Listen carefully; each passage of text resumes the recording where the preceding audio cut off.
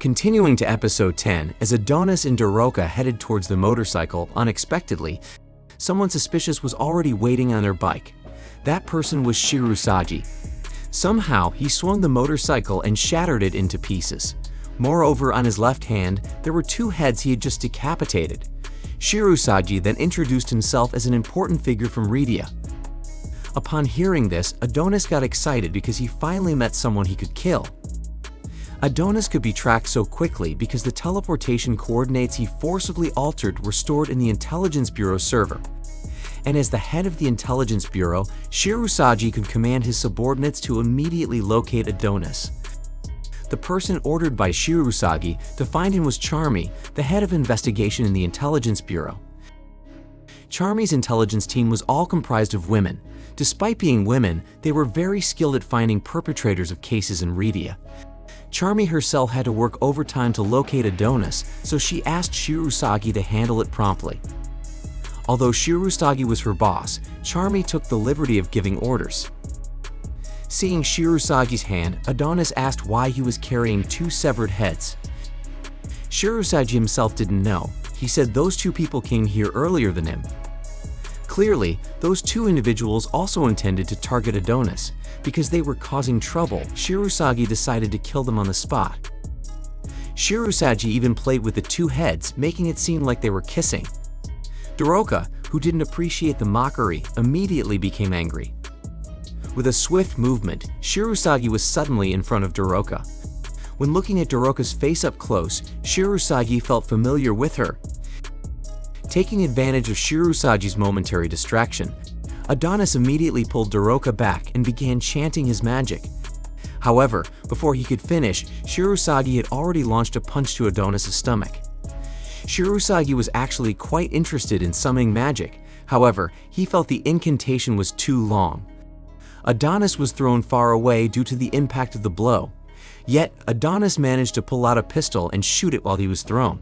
Unfortunately, even the pistol shots could be avoided by Shirusagi. Based on the reaction speed shown, Adonis was now convinced that Shirusagi was a cyborg. Shirusagi tried to approach Adonis while evading his shots. With one of the bullets, Adonis had prepared an enlargement spell when fired. The bullet transformed into a large one right in front of Shirusagi. Normally, an impromptu attack with a sudden large bullet like that would be impossible to avoid. However, Shirusagi skillfully dodged it without any problem. From a distance, Doroka couldn't stand the battle and was forced to unleash her love magic. Initially, Shirusagi's movements seemed locked. Adonis quickly instructed Doroka to gather as much information as possible, starting from his identity, abilities, and weapons. However, for some reason, Shirusagi suddenly could move freely. He shouted and laughed with joy. He didn't expect to encounter another user of love magic. No wonder Doroka's face reminded him of the Queen Dorothea.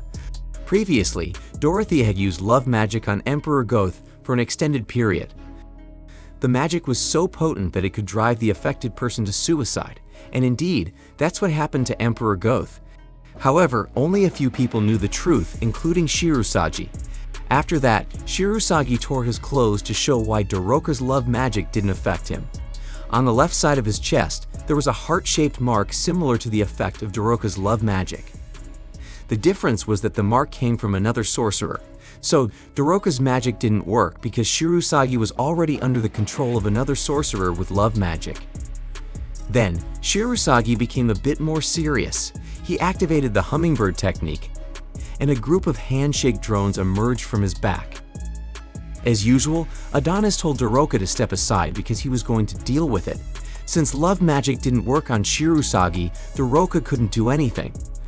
When Adonis said that, he was reminded of Chloe being humiliated by Emperor Goth. At that time, Emperor Goth claimed that sorcerers who couldn't use magic were just ordinary women. When Adonis asked Doroka to step back, he didn't mean to insult her. Suddenly, Doroka lifted a large stone as a weapon to prove that she could still fight. Even though she couldn't use her magic, Doroka didn't want anyone else to die. Currently, Doroka was still ambivalent about whether revenge was the right thing or not. One thing was certain, she had promised to protect Adonis and not let him die. Seeing Doroka's determination, Adonis decided to let her join the fight as well. With written summoning magic, Adonis created a silver rapier for Doroka. As for himself, he fashioned an iron arm to enhance his attacks and defense. Doroka's silver rapier was coated with butterfly pattern enchantments, making it an invincible weapon that could even cut through steel. When swung, it could cut through almost anything. However, Doroka still needed to know the basic sword techniques. Adonis then pulled out a very long scroll containing basic sword technique lessons. According to Adonis, even seemingly foolish sorcerers should be able to understand it. Bored with Adonis and Doroka's continued intimacy, Shirusagi finally decided to attack. The drones he released earlier attacked automatically. Adonis could destroy the drones one by one with his iron arm. Likewise, Doroka. Although her sword swing seemed amateurish, her silver rapier could shatter drones with a single swing. Each drone turned out to be very fragile. However, the drones kept coming. With Adonis' stamina, he still felt capable of fighting. However, Doroka seemed to be getting tired. Some drones managed to hit Doroka. She began to struggle against the incoming drones. And in the end, Adonis ended up protecting Doroka from the drone attacks. His drones that had been released earlier were now retracted into his back. It turned out that Shirusagi intended to unleash the maximum power from his rockets. Charmy understood and believed she could handle the magic ball. Initially, Shirusagi seemed to struggle to hold it back. Then, he forced his rocket power even higher. Shortly after that, Adonis' magic ball finally stopped. However, Shirusagi didn't know that it was intentionally done by Adonis. When the ball stopped, the roots forming it began to unravel. Unexpectedly, Adonis was already in a position to charge and attack Shirusagi. While impressed with his plan, Shirusagi could still fend off Adonis by releasing his drones again. What Shirusagi didn't know was that Doroka was also ready to attack him. Shirusagi had no choice but to endure the attacks. However, when Doroka wanted to strike, she hesitated a bit and only decided to stab Shirusagi's legs. As a result, Doroka's attack was not very effective against him. Ideally, Doroka should have targeted his head or heart. As Shirusagi could still move, Doroka was in danger of being within his attack range. Adonis quickly ran to save Doroka. As Adonis approached, Shirusagi punched both Doroka and Adonis in opposite directions. The punch was severe enough to make Doroka vomit blood. Shirusagi couldn't believe that they were both fighting in such a fierce manner.